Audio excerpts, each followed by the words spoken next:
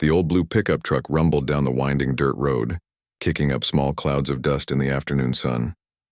Thomas Mitchell gripped the steering wheel loosely, his weathered hands steady as he navigated the familiar path he'd traveled countless times over the past 30 years. At 68 years old, he still felt a surge of excitement every time he made this drive to his lakeside cabin. The road curved through tall pine trees that seemed to reach up and touch the sky. Thomas rolled down his window and breathed in the crisp, clean air. This was his favorite time of year to visit the cabin. October brought cooler temperatures and fewer bugs, making it perfect for long afternoons of fishing on the lake. As the trees parted, Thomas caught his first glimpse of the sparkling blue water ahead. Lake Clearwater stretched out like a mirror, reflecting the autumn clouds above. His small wooden cabin sat right at the water's edge, just as he'd left it 3 weeks ago. The structure wasn't much to look at. Weathered brown wood, a simple front porch, and a stone chimney that had seen better days, but to Thomas it was paradise. He parked his truck next to the cabin and sat for a moment, just taking in the peaceful scene. A family of ducks paddled near the shore, and somewhere in the distance, a loon called out across the water. This place had been his refuge for decades, the one spot where he could escape from the stress of running his business and later, the quiet loneliness of retirement. Thomas climbed out of his truck and stretched his back. The drive from town always made him a bit stiff, but the fresh air immediately made him feel better. He walked around to the back of his pickup and lowered the tailgate to start unloading his supplies. He'd brought enough food for a long weekend, plus his fishing gear and a stack of books he'd been meaning to read. As he lifted his cooler from the truck bed, Thomas noticed something different about the area around his cabin. Across the lake, where there used to be nothing but thick forest, he could see the rooftops of several large houses. The homes looked expensive, with perfectly manicured lawns that stretched down to the water's edge. Boat docks jutted out into the lake, and Thomas could make out the shapes of fancy pontoon boats and jet skis. He shook his head slightly. Progress, he supposed. Over the years, he'd watched as more and more development crept closer to his quiet corner of the lake. But his little piece of heaven remained unchanged, and that was all that mattered to him. Thomas was pulling his tackle box from the truck when he heard footsteps on the gravel behind him. He turned around to see a man walking toward him with quick, determined steps. The stranger looked to be in his early 50s, dressed in crisp khaki pants and a polo shirt that probably cost more than Thomas spent on clothes in a year. His hair was perfectly styled, and he wore expensive-looking sunglasses despite the fact that the sun was starting to set. "Excuse me," the man called out as he approached. His voice had an edge to it that immediately put Thomas on guard. "I need to speak with you about this structure you have here." Thomas set down his tackle box and faced the stranger.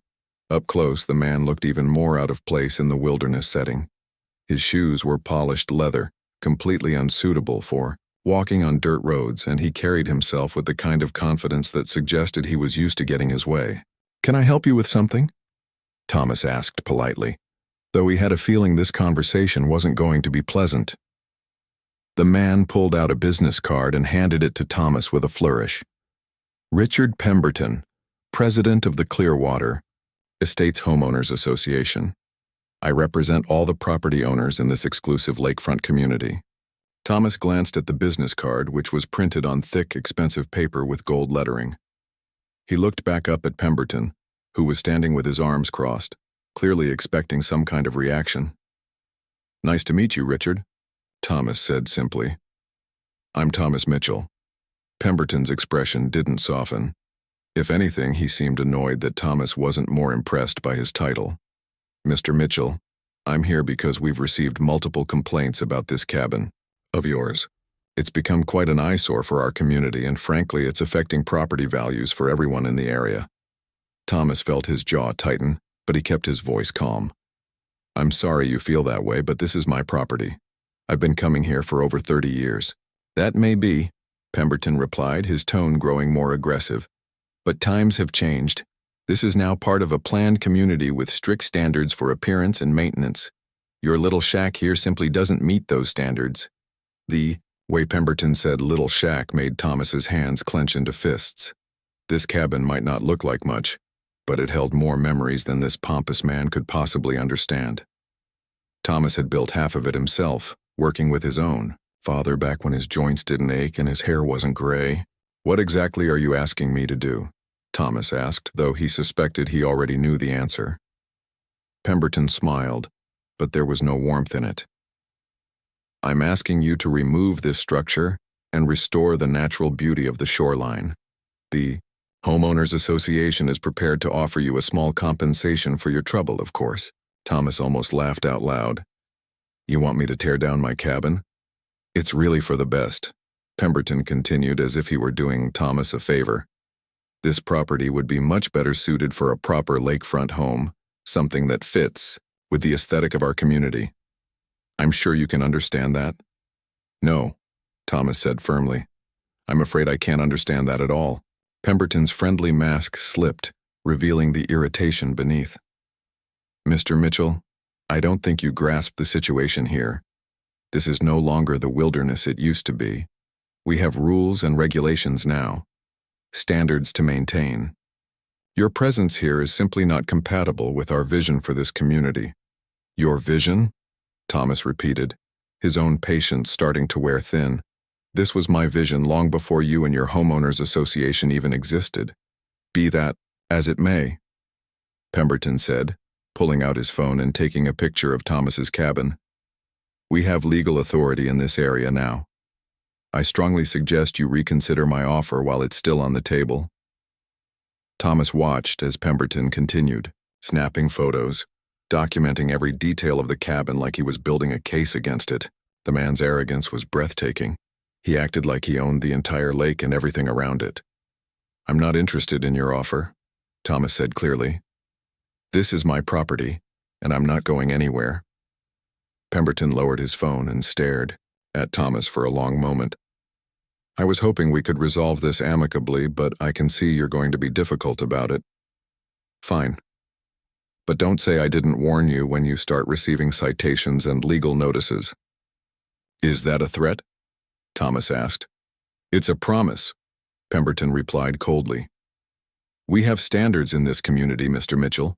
One way or another, you're going to comply with them." With that, Pemberton turned and walked back toward the main road, his leather shoes crunching on the gravel. Thomas watched him go, feeling a knot of anxiety forming in his stomach. In all his years of coming to the cabin, he'd never had to deal with anything like this. As Pemberton disappeared into the trees, Thomas looked back at his humble cabin. The sun was setting now, casting a golden glow over the water and making the old wood look warm and inviting. This place had been his sanctuary for so long, he'd never imagined that someone would try to take it away from him. Thomas shook his head and went back to unloading his truck. He wasn't going to let some self-important Homeowners Association president ruin his weekend, but as he carried his supplies into the cabin, he couldn't shake the feeling that this was just the beginning of his troubles. 3 weeks passed before Thomas returned to his cabin, and he hoped the unpleasant encounter with Richard Pemberton had been a one-time thing. Maybe the man had cooled down and realized how unreasonable his demands were. Thomas had been looking forward to this trip more than usual. The stress from that confrontation had been weighing on his mind, and he needed the peace that only Lake Clearwater could provide. But as his truck rounded the final bend in the dirt road, Thomas knew immediately that his troubles were far from over. A bright orange notice was stapled to a tree right at the entrance to his property. He stopped the truck and got out to read it, his heart sinking with each word. "Noise violation. Citation," the official-looking document declared in bold letters. "Complaint filed regarding excessive noise from motor vehicle disrupting peaceful enjoyment of residential area. Vehicle described as older model blue pickup truck. Date of violation." Thomas checked the date and realized it was from his last visit, probably right after his argument with Pemberton. Thomas crumpled the citation and stuffed it in his pocket. This was ridiculous. His truck wasn't any louder than a normal vehicle, and the dirt road was a public access route that he'd been using for decades. But apparently, Pemberton was serious about making his life difficult. As Thomas drove the last 100 yards to his cabin, he noticed more changes around the lake. The fancy houses across the water now had security lights that stayed on all night, flooding the area with an artificial glow that completely ruined the natural darkness he'd always loved. Worse yet, there were no fishing signs posted along sections of the shoreline that had always been open to everyone. Thomas parked his truck and was reaching for his gear when he heard voices coming from the direction of the main road. A moment later, two people emerged from the tree line, a middle-aged woman with a clipboard and a younger man with a professional-looking camera. They were both wearing matching polo shirts with Clearwater Estates HOA embroidered on the chest. "There it is," the woman said, pointing at Thomas's cabin. "Just like Mr. Pemberton described." The man with the camera immediately started taking pictures from multiple angles, while the woman made notes on her clipboard. Thomas watched in disbelief as they documented his property like investigators at a crime scene. "Excuse me?" Thomas called out as he walked toward them. "What are you doing?" The woman looked up from her clipboard with a practiced smile. "We're conducting a compliance inspection of the area. I'm Janet Foster, and this is Mike Chen from the HOA board. You must be the property owner." "I am," Thomas replied, "and I don't recall giving anyone permission to inspect my property." Janet's smile remained fixed in place, but her tone became more formal. "According to our community covenants, we have the right to ensure all structures meet our established standards. We've received multiple complaints about this building." "What kind of complaints?" Thomas asked, though he was pretty sure he already knew the answer. Mike lowered his camera and consulted a folder he was carrying. "Structural integrity concerns, aesthetic violations, potential environmental hazards, and non-compliance with architectural guidelines." Thomas almost laughed. "Architectural guidelines? This cabin was here before your community even existed." "That may be true," Janet said, still maintaining her artificial cheerfulness, "but it doesn't exempt you from current regulations. We're actually here to help you understand what modifications need to be made to bring your structure into compliance."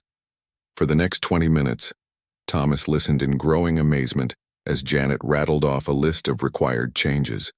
His cabin needed to be repainted in approved colors. The roof required replacement with specific materials. The front porch had to be rebuilt to match community standards, and his dock needed to be removed entirely because it wasn't professionally installed. The total cost of these improvements should be somewhere in the neighborhood of $40,000 to $50,000, Janet concluded cheerfully. "Of course, if you'd prefer, the HOA would be willing to purchase your property for a fair price and handle the improvements ourselves." "I'm not selling," Thomas said firmly. Janet's smile finally faltered. "Mr. Mitchell, I hope you'll reconsider. These improvements aren't optional. They're required by community covenant. If you don't comply voluntarily, we'll have no choice but to pursue legal action." After they left, Thomas sat on his porch and tried to process what was happening. In just a few weeks, his peaceful retreat had become the center of what felt like a war. He'd worked hard his whole life, paid his taxes, and never bothered anyone. Now suddenly he was being treated like a criminal for enjoying his own property. King. Harassment continued throughout the fall and winter. Every time Thomas visited his cabin, there seemed to be a new citation waiting for him. One week it was for improper waste disposal, because his trash bags weren't in approved containers. Another time it was for unauthorized fire hazard, because he'd lit his fire pit to stay warm during a particularly cold evening. The citations kept coming even when Thomas wasn't at the cabin. Apparently, Pemberton had organized regular patrols of the area, with HOA members taking turns driving by to document any violations. Thomas received tickets for leaving his boat motor visible on his dock, for having firewood stacked too close to his cabin, and even for parking his truck in a way that created visual pollution. Each citation came with a fine, and the amounts kept getting bigger. What started as $25 penalties quickly escalated to hundreds of dollars per violation. Thomas had to hire a lawyer just to understand his rights, and the legal fees were adding up fast. The worst part wasn't the money. It was the constant stress of never knowing what new complaint would be waiting for him. Thomas found himself dreading the drive to his cabin, the place that had once brought him so much joy. He started bringing a camera of his own to document the condition of his property before and after each visit, just to protect himself from false accusations. One particularly frustrating incident occurred in February. Thomas had driven out to the cabin during a snowstorm to check on the roof after hearing about heavy snow loads causing problems in the area. He spent an hour clearing snow and ice from the structure, making sure everything was secure for the remainder of winter. 2 days later, he received a citation for unauthorized construction activity during restricted weather conditions. Apparently, someone had seen him working on his roof and reported it as a violation of HOA rules that prohibited any modifications without prior approval. The fact that he was simply maintaining his own property didn't seem to matter. Thomas called the number on the citation to explain the situation, but he was told that all disputes had to be submitted in writing to the HOA board for review. The review process, he learned, could take up to 90 days. In the meantime, the fine would continue to accumulate interest. By spring, Thomas had received over 30 citations and paid nearly $8,000 in fines and legal fees. His mailbox was constantly full of certified letters from the HOA, each one containing new demands or threats of legal action. The stress was affecting his sleep and his health, but Thomas refused to be bullied into giving up his cabin. The situation reached a new low in early May. Thomas arrived at his cabin for what he hoped would be a peaceful weekend of fishing, only to find that someone had painted eyesore in large red letters across the side of his dock. Security cameras that hadn't been there the week before were now mounted on trees around his property, all pointed directly at his cabin.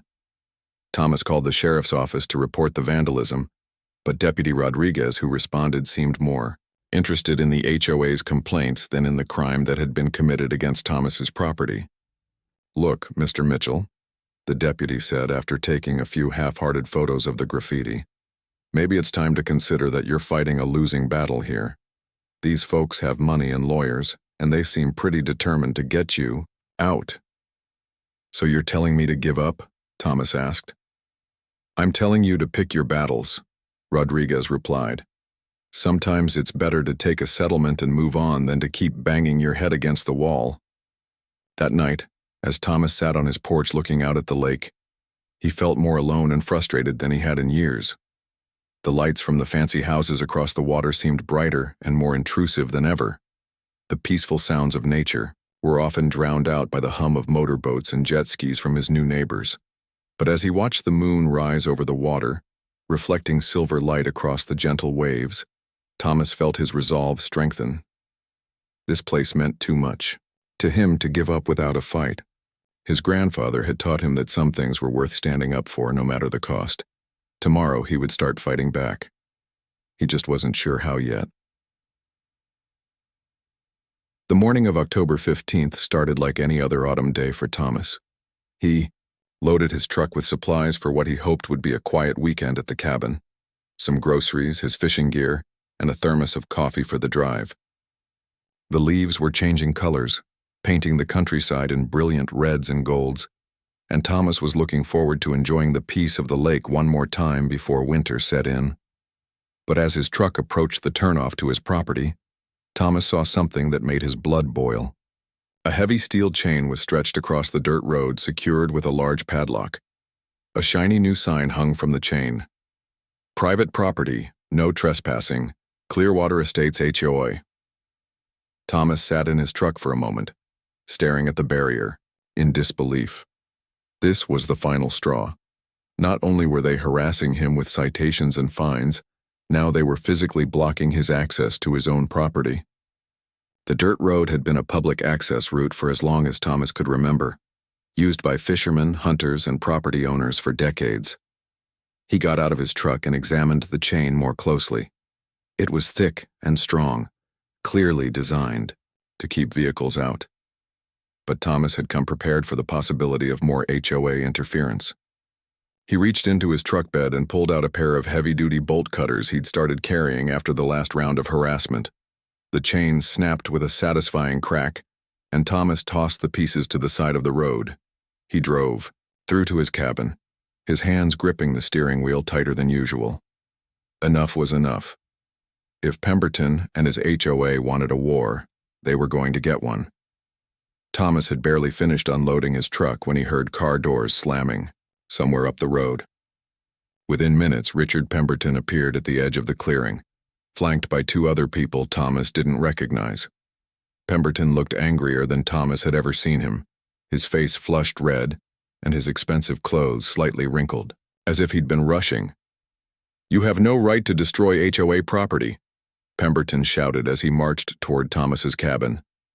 "That chain was installed for the safety and security of our community." Thomas straightened up from where he'd been organizing, his fishing gear and face eyed the three intruders calmly. "That's a public road, Pemberton. You have no right to block it." "It most certainly is not a public road," Pemberton shot back. "This entire area is now under HOA jurisdiction, and you are trespassing on private property." The woman standing next to Pemberton stepped forward. She was tall and thin with the kind of severe expression that suggested she was used to intimidating people. "Mr. Mitchell, I'm Helen Crawford, legal counsel for the Clearwater Estates HOA. You are in violation of multiple community covenants, and your continued presence here constitutes criminal trespassing." Thomas almost smiled at the absurdity of it all. "Criminal trespassing? On my own property?" "Your so-called property rights are in dispute," Crawford replied coldly. "Until this matter is resolved through proper legal channels, you need to vacate this area immediately." The third person, a younger man with a clipboard, was already taking pictures and making notes. Thomas recognized him as Mike Chen, the same HOA representative who had inspected his property months earlier. The man was documenting everything like he was gathering evidence for a court case. "I'm not going anywhere," Thomas said firmly. "I've been coming to this cabin for over 30 years, and I have every right to be here." Pemberton's face grew even redder. "Rights? You want to talk about rights? What about our rights as property owners to maintain the value and integrity of our community? What about our right to peaceful enjoyment of our homes without having to look at your decrepit shack every day? What about my right to enjoy my own property without being harassed?" Thomas countered. For the next 20 minutes, the argument escalated. Pemberton accused Thomas of everything from environmental damage to disturbing the peace. Crawford threatened legal action and criminal charges. Mike Chen continued taking pictures and documenting every word that was said. Thomas remained calm throughout the confrontation, but inside, he was seething. These people had invaded his sanctuary, disrupted his peace, and now they were standing on his property, acting like they owned the place. The sheer arrogance was breathtaking. Finally, Pemberton pulled out his cell phone with a dramatic flourish. "Fine. If you won't leave voluntarily, we'll let the authorities handle this situation." "You're calling the police?" Thomas asked, genuinely curious to see how far Pemberton would take this charade. "I'm calling 911, Pemberton announced loudly, as if he wanted to make sure Thomas understood the seriousness of the situation. "We have a dangerous trespasser who's threatening residents and destroying private property." Thomas raised his eyebrows. "Dangerous? Threatening? I'm sitting on my own porch drinking coffee." But Pemberton was already dialing. Thomas watched in amazement as the man put on a performance worthy of an Oscar nomination. "Yes, this is Richard Pemberton, president of the Clearwater Estates Homeowners Association," he said into the phone, his voice taking on an urgent tone. "We have an emergency situation at Lake Clearwater. There's a man who's illegally occupying private property, and he's become increasingly aggressive and hostile." Thomas shook his head as Pemberton continued his dramatic recounting of events. According to the HOA president's version of the story, Thomas was a dangerous vagrant who had been terrorizing the community for months. The man claimed that Thomas had threatened violence, destroyed HOA property, and was currently refusing lawful orders to leave private land. "He cut through our security chain with bolt cutters," Pemberton continued. "And when we confronted him about his illegal presence, he became belligerent and threatening. We need immediate assistance before this situation escalates further." When Pemberton finished his call, he looked at Thomas with a smug expression. "The sheriff's department is sending a deputy right away. I suggest you start packing your things." Thomas returned to his porch and sat down in his favorite chair, the one that faced out over the lake. He sipped his coffee and watched a pair of loons swimming near the shore, their calls echoing across the water. If Pemberton wanted to involve law enforcement, that was fine with Thomas. He had nothing to hide. 20 minutes later, they heard the sound of a vehicle coming down the dirt road. A white sheriff's department SUV appeared through the trees, driving slowly and carefully over the rough terrain. Thomas could see Deputy Maria Santos behind the wheel, a young woman he'd met once before during a minor incident involving some rowdy teenagers at the lake. Deputy Santos parked her vehicle and got out, adjusting her equipment belt as she surveyed the scene. She looked first at Pemberton and his companions, who were standing in a tight group near the tree line, then at Thomas, who was still sitting peacefully on his porch. "Good afternoon," she called out as she approached. "I received a call about a trespassing incident." Pemberton immediately rushed toward the deputy, talking rapidly and gesturing wildly. "Officer, thank goodness you're here. This man has been terrorizing our community for months. He's illegally occupying HOA property, destroying our security measures, and threatening residents." Deputy Santos listened patiently to Pemberton's complaints, taking notes in a small notebook.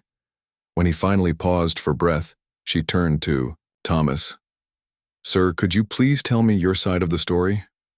Thomas stood up slowly, setting his coffee cup on the porch railing. "My name is Thomas Mitchell. This is my cabin on my property. I've been coming here for over 30 years without any problems until these folks showed up." "He's lying," Pemberton interrupted. "This entire area is under HOA management now. He has no legal right to be here." Deputy Santos held up her hand to silence Pemberton. "I'm going to need to see some documentation from both parties. Mr. Pemberton, do you have paperwork showing HOA ownership of this property?" Pemberton fumbled through a briefcase that Crawford handed him, pulling out various documents. "Here are our community covenants, HOA bylaws, and the official filing establishing our authority over this area." Santos examined the papers carefully, frowning slightly as she read. After a few minutes, she looked up at Pemberton. "These documents establish the HOA's authority over the residential development, but I don't see any property deeds or ownership records for this specific parcel of land." "Well, of course not," Pemberton said impatiently. "The development company handles all the individual property transactions, but this area is clearly part of our community jurisdiction." Santos turned to Thomas. "Do you have any documentation showing your ownership of this property?" Thomas nodded and walked back into his cabin. He returned a moment later with a weathered manila folder that he'd been keeping in his kitchen drawer. "Here's my property deed, tax records going back 15 years, and the original survey from when my grandfather bought this land." As Deputy Santos examined Thomas's documents, Pemberton's confident expression began to fade. The young deputy spent several minutes comparing the papers, occasionally looking up at the cabin and the surrounding area. "Mr. Pemberton," she said finally, "according to these records, Mr. Mitchell appears to own this property outright. The deed shows clear title to this parcel, and the tax records confirm he's been paying property taxes on it for decades." "That's impossible," Pemberton sputtered. "There must be some mistake. The development company assured us that all land rights in this area were properly transferred." Deputy Santos handed the documents back to Thomas. "I think you might want to have your legal counsel review the actual property boundaries with the county assessor's office. In the meantime, Mr. Mitchell has every right to be on his own property." Thomas felt a wave of relief wash over him, but he could see that Pemberton wasn't ready to give up yet. The man's face had gone from red to purple, and he looked like he might explode from frustration and embarrassment. Deputy Santos could see that something wasn't adding up. The documents Thomas had provided looked legitimate, but Pemberton's insistence that the HOA owned the land was so confident that she decided to dig deeper. She walked back to her patrol car and reached for her radio. "Dispatch, this is Santos. I need you to patch me through to the county assessor's office. I'm dealing with a property dispute here and need to verify some ownership records." Thomas remained on his porch, watching as Pemberton paced back and forth near the tree line. The HOA president was talking in hushed, urgent tones with his lawyer and the other board member. Every few seconds he would glance over at Thomas with an expression of pure hatred. After a few minutes on the radio, Deputy Santos returned to the group with a puzzled expression on her face. I spoke with Linda Martinez at the assessor's office. She's going to do a quick computer search of the property records for this area. This is ridiculous, Pemberton muttered. We're wasting time on some old man's fantasy. I'm telling you, this land belongs to our community. We'll know for sure. In a few minutes, Santos replied calmly. Thomas sat back down in his chair and took another sip of his coffee. He wasn't worried about what the county records would show. He'd been paying taxes on this property for decades, and he had all the paperwork to prove it. What he was curious about was how Pemberton and his HOA had gotten so confused about who owned what. 5 minutes later, Deputy Santos's radio crackled to life. Santos, this is Linda at the assessor's office. I've got some interesting information about that property you asked about. Santos keyed her radio.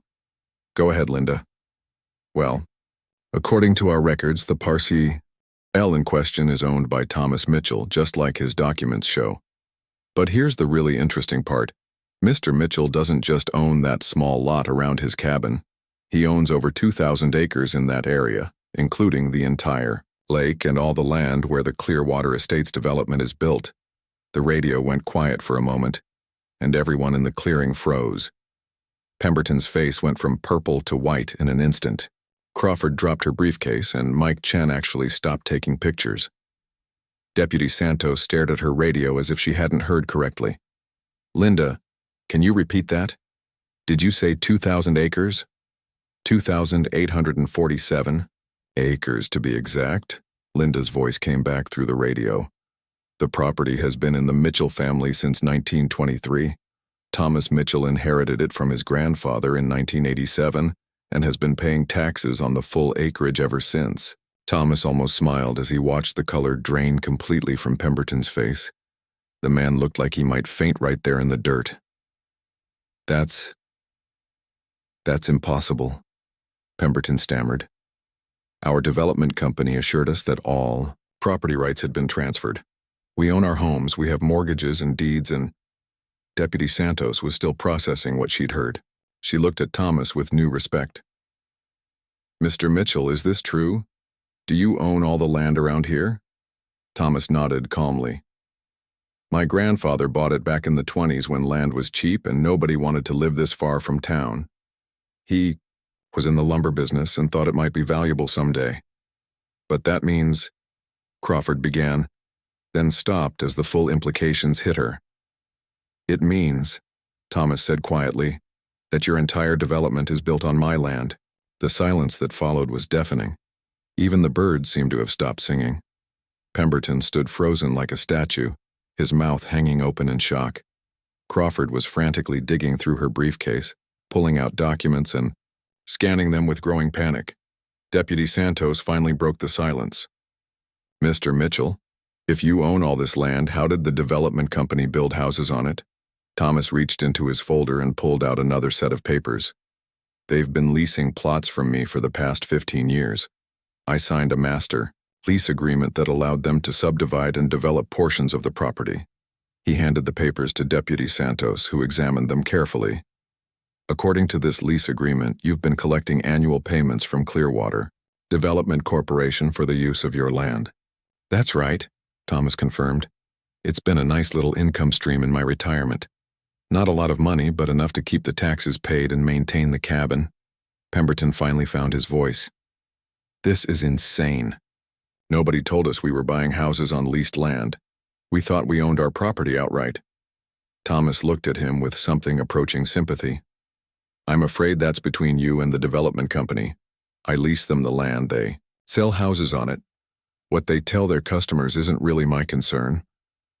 Crawford was now frantically making phone calls, trying to reach someone at the development company.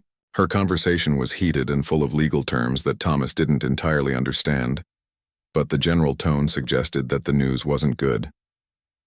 This can't be happening, Pemberton muttered, more to himself than to anyone else. We've invested millions of dollars in this community.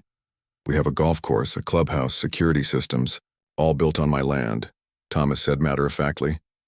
I believe that was all covered in the environmental impact studies and development permits. The county required quite a bit of paperwork before they approved the project. Deputy Santos was shaking her head in amazement. Mr. Mitchell, you've been remarkably patient with all the harassment these folks have been putting you through. If someone was demanding I leave my own property, I wouldn't have been nearly as calm about it. Thomas shrugged. I figured the truth would come out eventually. These things usually do. Pemberton suddenly seemed to remember where he was and what had brought him here in the first place. Wait a minute. Even if this is all true, you still cut our security chain. You still destroyed HOA property.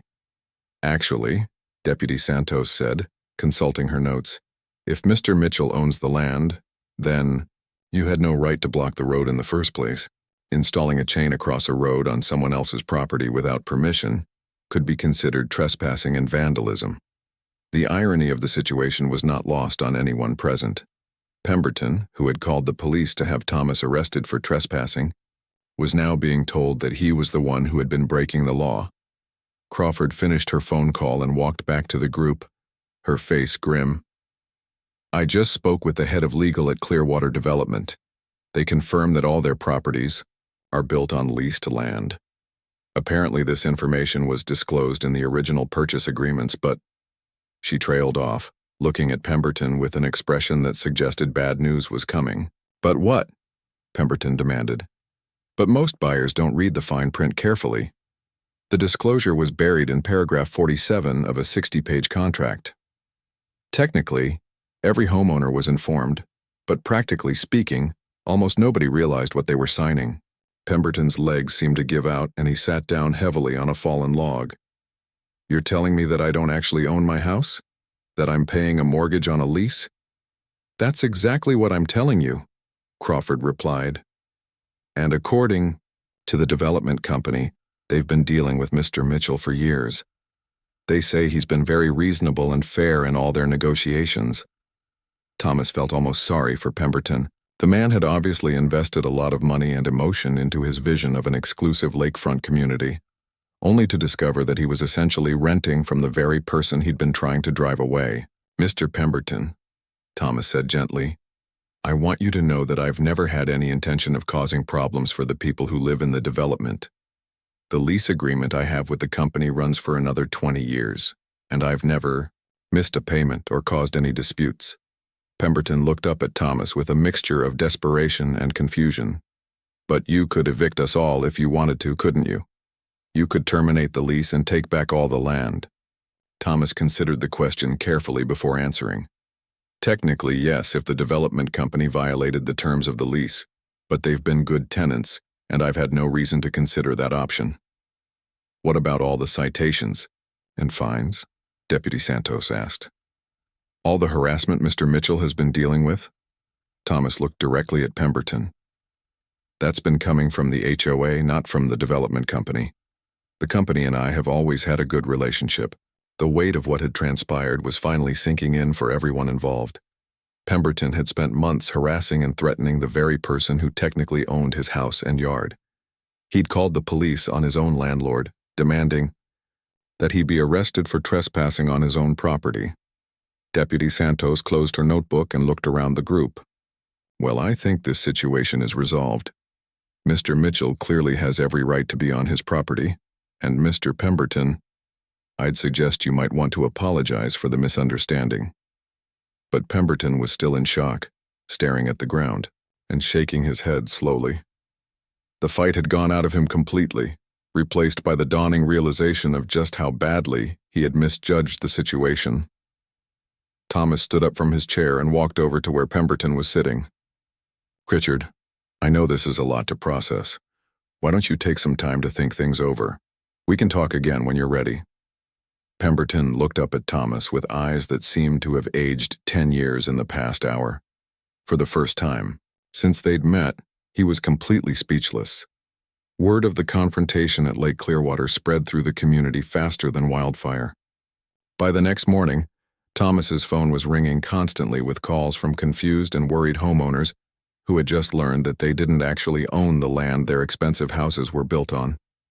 The first call came from Janet Foster, the same HOA board member who had inspected Thomas's cabin months earlier.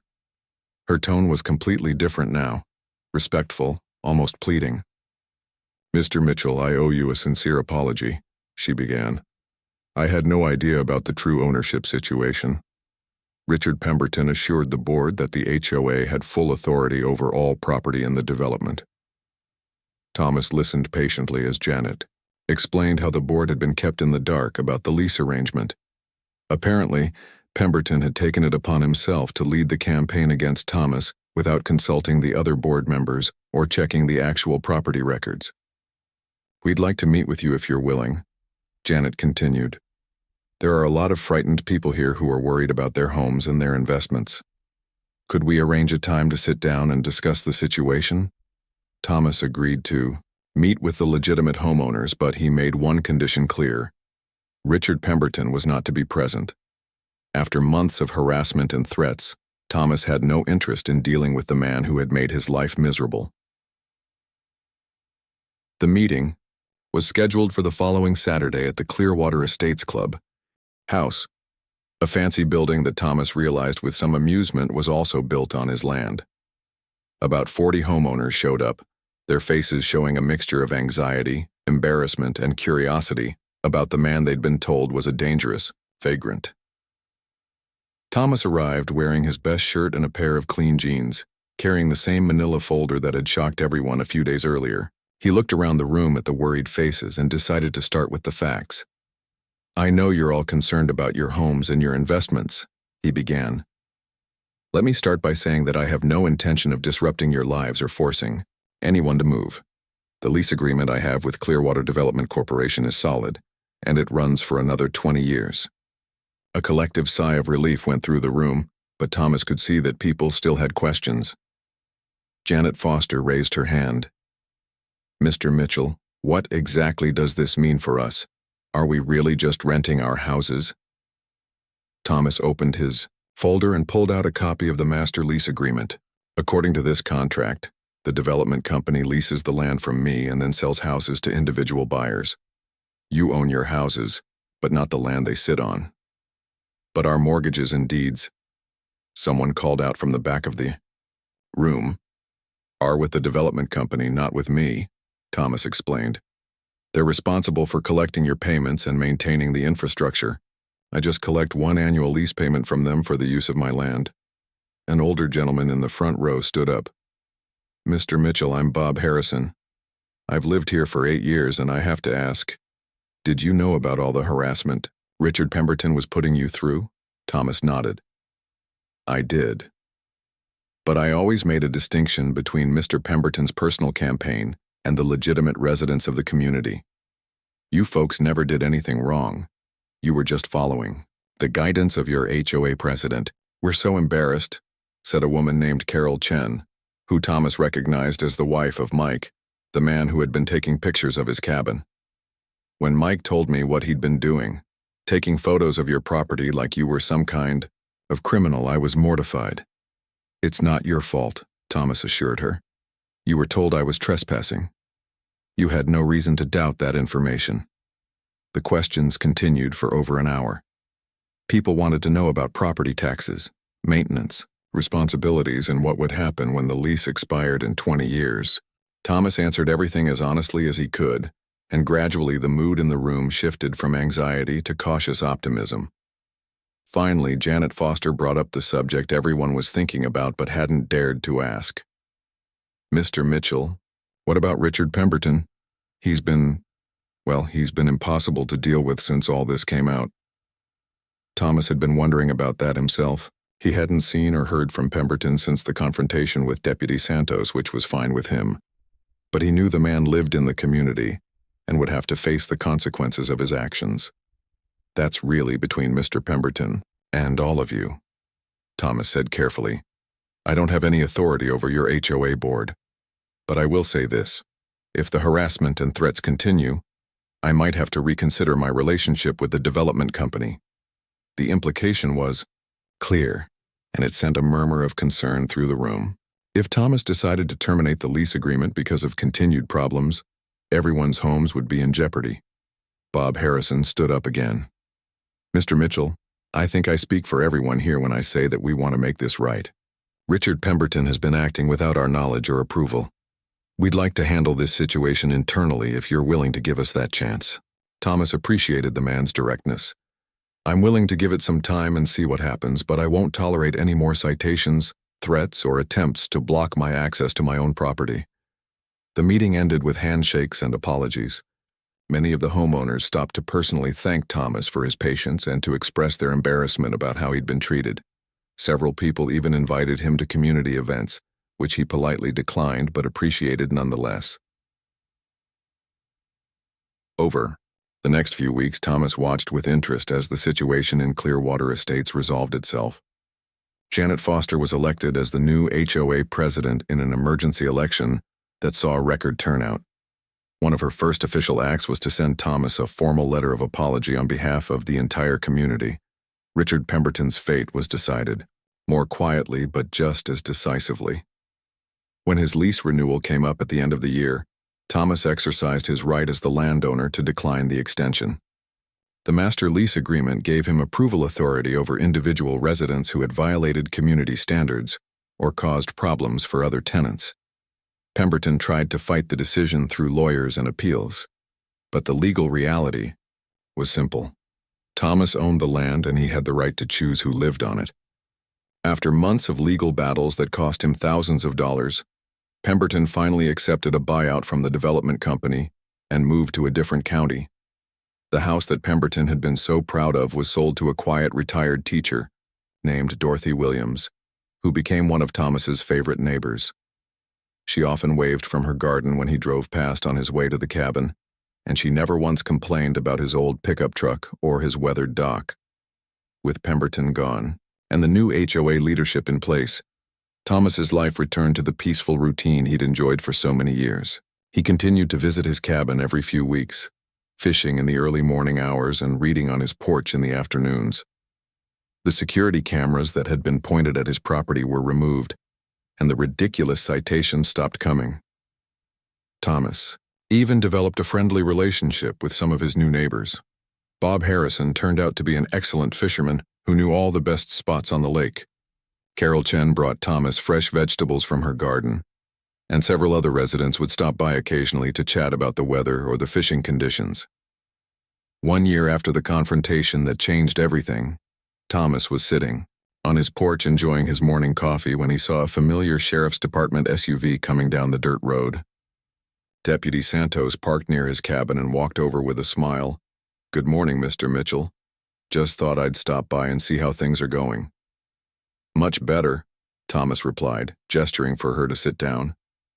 "Would you like some coffee?" As they sat together looking out over the peaceful lake, Santos shook her head in amazement. "You know, in all my years in law enforcement, I've never seen a situation quite like this one. The way you handled everything, it was really something." Thomas shrugged modestly. "I just told the truth and waited for everyone else to figure out what was really going on." "A lot of people wouldn't have been as patient as you were," Santos observed. "You could have caused real problems for all those families if you'd wanted to." "What would have been the point of that?" Thomas asked. "They didn't do anything wrong. They were just living their lives same as me." Santos finished her coffee and stood to leave. "Well, the community is lucky to have you as a neighbor. And speaking of neighbors, I heard through the grapevine that Richard Pemberton tried to start another HOA war in his new town." Thomas raised his eyebrows. "How did that work out for him?" "Let's just say he didn't do his research first again," Santos said with a grin. "Turns out the property he was complaining about belongs to the mayor's brother." As Deputy Santos drove away, Thomas settled back into his chair and smiled.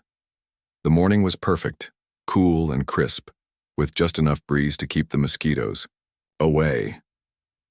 A pair of loons was calling to each other across the water, and he could see fish jumping near the far shore. He picked up his fishing rod and walked down to his dock, the same old wooden structure that had caused so much controversy. As he cast his line into the clear water, Thomas reflected on how much his life had changed and yet stayed exactly the same.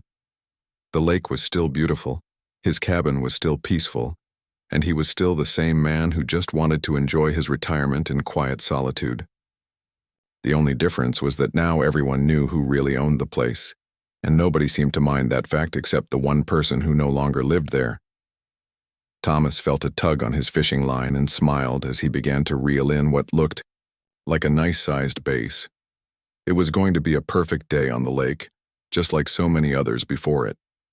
And thanks to the truth finally coming out, he could look forward to many more perfect days, just like this one.